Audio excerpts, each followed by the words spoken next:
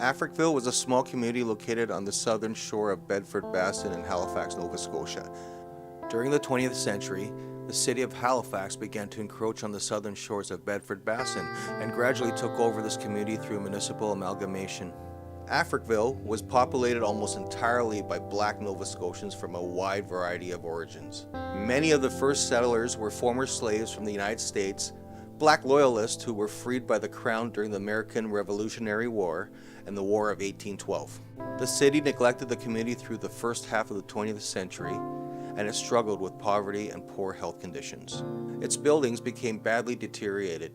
During the late 1960s, Halifax condemned the area, relocating its residents to newer housing in order to develop the nearby A. Murray McCabe Bridge, related highway construction, and the Port of Halifax facilities at Fairview Cove to the west. Economically, the first two generations were not prosperous. Many men found employment in low-paying jobs. Others worked as seamen or Pullman porters who would clean and work on train cars. This steady employment on the Pullman cars was considered prestigious at the time, as the men also got to travel and see the country. Only 35% of the laborers had regular employment, and 65% of the people worked as domestic servants. Women were also hired as cooks, to clean the hospital or prison, and some elderly women were hired to clean upper-class houses. The community was neglected in terms of education. The city built the first elementary school here in 1883 at the expense of the community residents. It was a poor community, so up until 1933, none of the teachers had obtained formal training. The defunct community has become an important symbol of Black Canadian identity and the struggle against racism.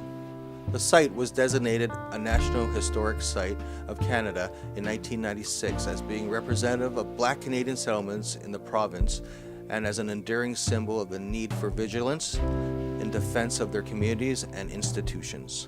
After years of protest and investigations, in 2010, the Halifax Council ratified a proposed African apology under an arrangement with the federal government to compensate descendants and their families who have been evicted.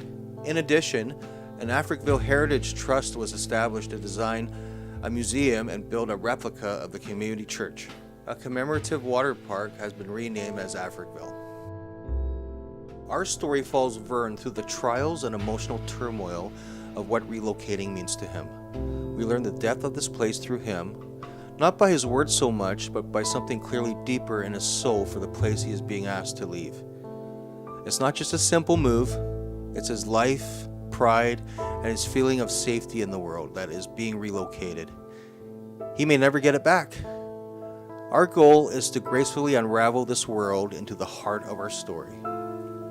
The character Vern in The Last Resident of Africville had lost his wife and son some years ago.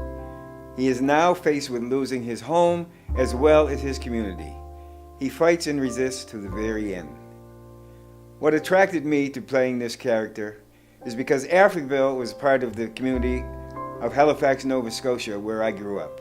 I spent lots of time there and knew most of the people.